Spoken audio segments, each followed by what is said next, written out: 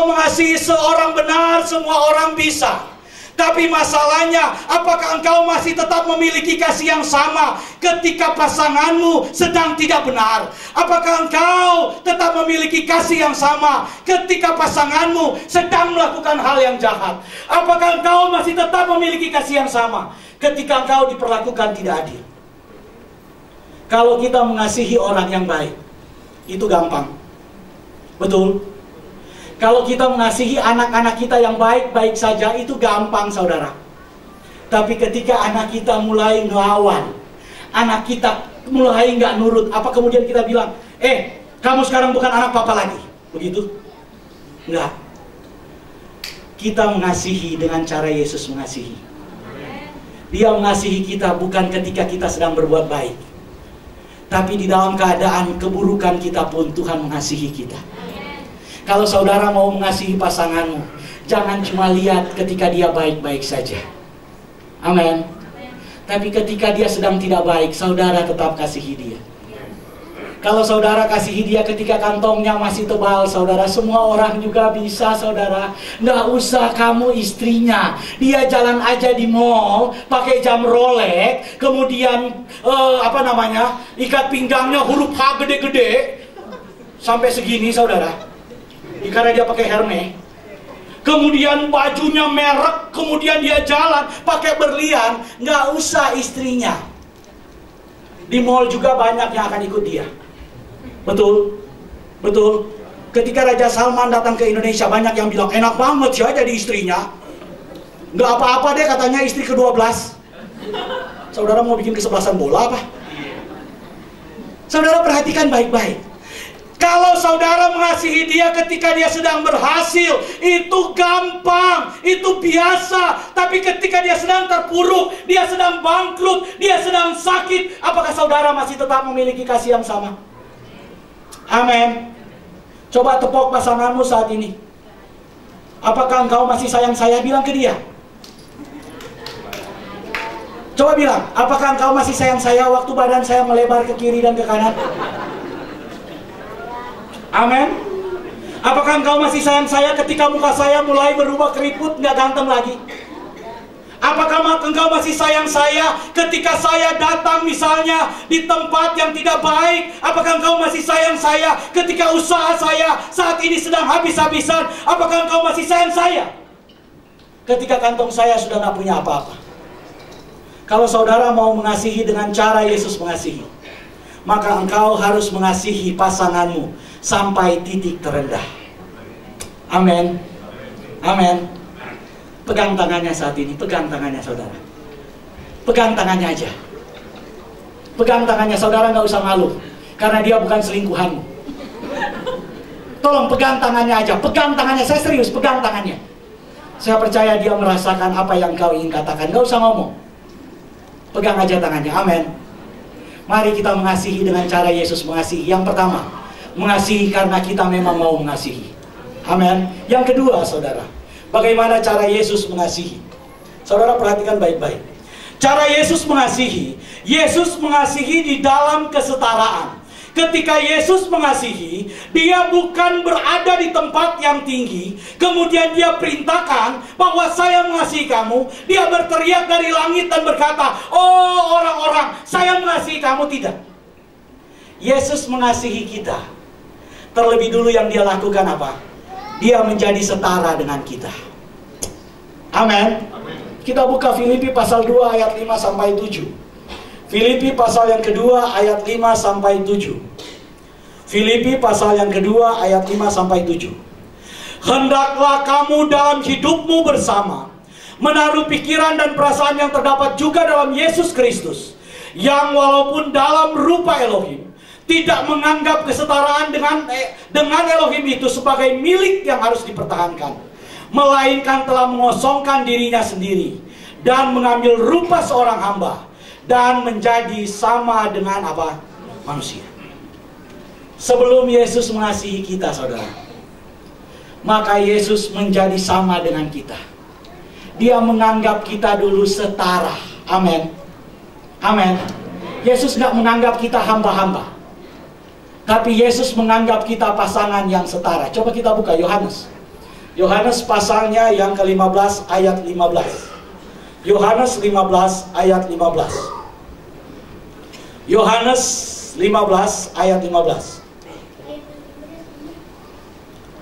Aku tidak menyebut kamu lagi hamba, sebab hamba tidak tahu apa yang diperbuat oleh tuannya. Tetapi aku menyebut kamu apa? Menyebut kamu apa? Saudara tahu apa arti sahabat?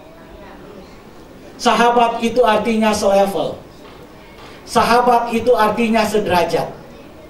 Tuhan yang Maha Kuasa itu menjadikan dirimu sederajat dengan Dia. Di dalam kesetaraan itu, Tuhan menyatakan kasih-Nya kepada kita. Amin. Kalau saudara ingin belajar mengasihi dengan cara Tuhan, maka cara mengasihi dengan cara Tuhan yang kedua, kasihilah pasanganmu sebagai teman yang sederajat, sebagai sahabat yang sederajat, yang selevel. Jangan pernah berpikir bahwa engkau lebih tinggi dari dia karena engkau memberikan makan. Jangan pernah berpikir engkau lebih tinggi dari dia karena engkau memberikan uang gaji. Jangan pernah berpikir engkau lebih tinggi dari dia karena engkau yang mencari nafkah. Jangan berpikir engkau lebih tinggi dari dia karena penghasilanmu lebih besar. Kalau engkau ingin mencintai, mengasihi dengan cara Tuhan mengasihi, maka tempatkan istri atau suamimu sebagai pasangan yang selevel. Amin. Amin. Amin.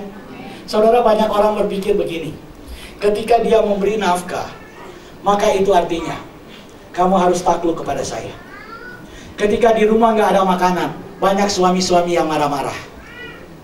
Bahkan banyak suami-suami ini di Manado yang kemudian ambil air disiramin istrinya. Sampai teman saya tiba-tiba update status.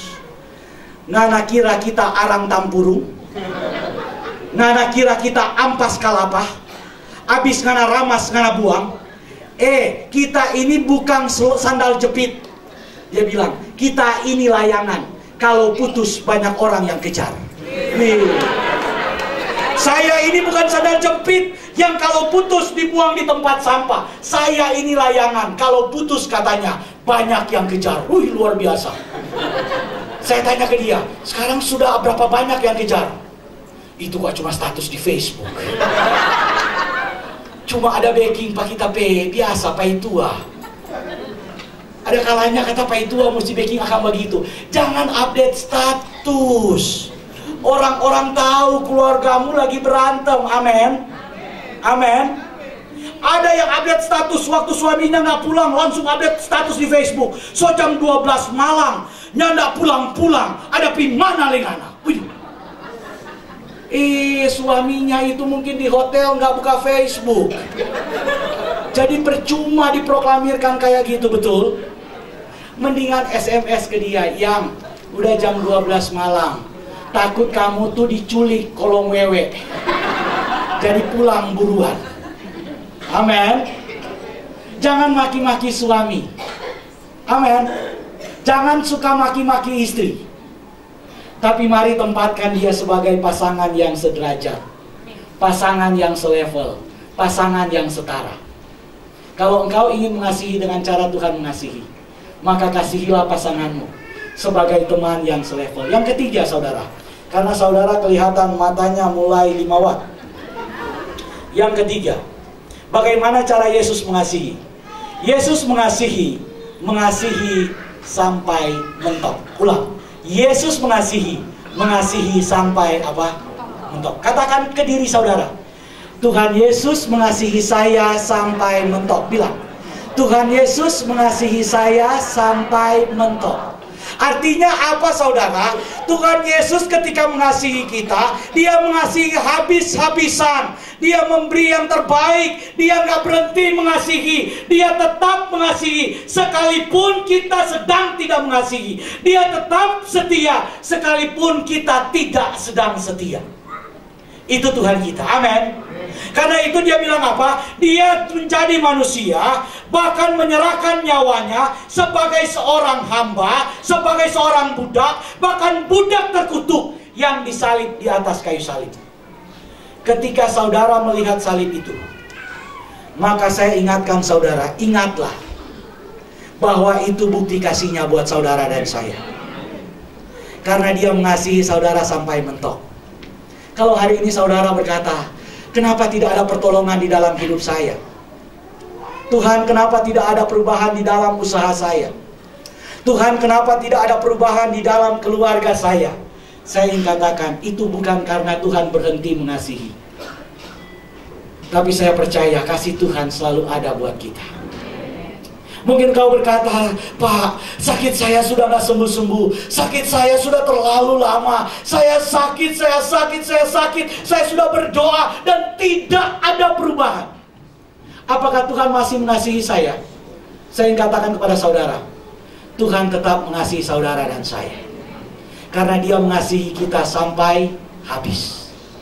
Kalau engkau ingin mengasihi pasanganmu, saya ingin katakan kepada saudara, dengar baik-baik.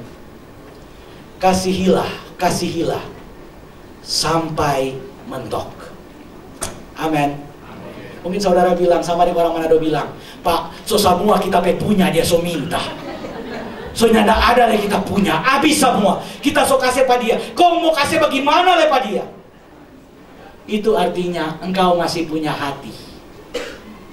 Tetap doakan dia. Amin. Saudara, sebelum tutup khotbah saya ada satu kesaksian luar biasa dari seorang ibu jemaat kita. Dan ini menjadi contoh hidup bagi kita. Bagaimana kita mengasihi pasangan kita. Saya minta tolong ibu gereja sebentar. Ibu gereja ada? Tolong kasih mic ke ibu gereja. Saudara, saya minta waktu 5 menit. Karena saya bukan berbicara tentang teori kasih, tapi saya berbicara bagaimana kasih Tuhan yang mengubah. Amin.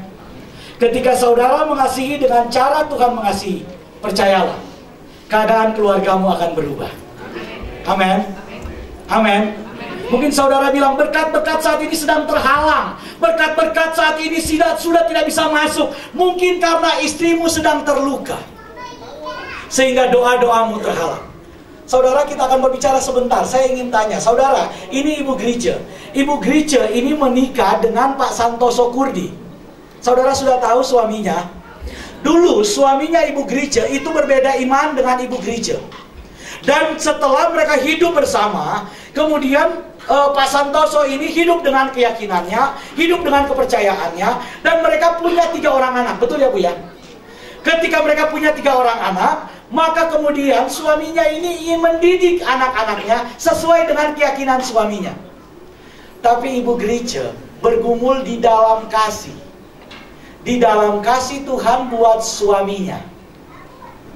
Dia bergumul, ketika dia bergumul, keadaan bukan bertambah baik. Menurut cerita ibu gereja, ketika itu ibu gereja sedang ada di salah satu gereja. Dan ketika khotbah ibu gereja angkat tangan 2 tangan. Orang-orang sudah duduk, dia masih angkat tangan. Dia berdoa buat suaminya, supaya ada perubahan. Pada saat yang sama saudara, suaminya merencanakan untuk naik umroh. Naik haji. Rencana mau naik haji. Saudara bayangkan, sudah rencana mau naik haji saudara. Doanya dijawab dengan rencana suami yang mau naik haji. Saudara tahu apa? Dia nggak berhenti percaya. Ibu gereja nggak berhenti percaya. Dia tetap berdoa. Dan jawaban doanya, Pak Santoso menjadi kepala sekretariat YGM. Saya ingin tanya, apa yang membuat ibu gereja itu tetap mempertahankan iman dan mendoakan Pak Santoso walaupun keadaan saat itu kelihatannya mustahil? Kenapa itu? Karena dia sudah menjadi imam di tengah kehidupan rumah tangga saya. Sehingga pada saat itu tidak pernah habis dalam kehidupan saya untuk mendoakan suami saya dan mendoakan anak-anak saya. Setiap saya ke gereja, saya cuma menangis. Ketika pujian selalu dinyanyikan, air mata saya yang selalu menemani saya. Dan saya berkata, Tuhan, saya sudah dikasih suami, saya sudah diberkati anak-anak dalam kehidupan rumah tangga saya. Tapi saat ini Tuhan, saya sendiri berada di tengah-tengah jemaat. Itu selalu doa saya. Dan saya minta sama Tuhan, bagaimana Tuhan, Engkau sudah mempersatukan saya dengan kehidupan rumah tangga saya, sudah diberikan suami. Tapi sampai saat ini, saya masih tetap sendiri ke gereja. Dan perjalanan itu, pergumulan itu sepanjang 23 tahun dalam pernikahan saya. Satu saat di tahun 2012, bulan Oktober, suami saya bilang sama saya, "Mama, saya mau naik haji dengan teman-teman. Rencana naik haji bulan Maret 2013. Tapi saya tidak menjawab perkataan suami saya. Saya tidak bilang iya dan saya tidak bilang tidak. Tapi ketika suami saya masuk ke dalam kamar, saya masuk di kamar anak-anak saya dan saya berdoa, Tuhan, tolong Tuhan Yesus, suami saya jangan pergi naik haji, tapi bawa dia ke tanah perjanjian. Itu doa saya. Lalu Tuhan menjawab setiap doa saya. Puji Tuhan, terima kasih banyak. Tahun 2013, bulan Januari, suami saya menjadi orang percaya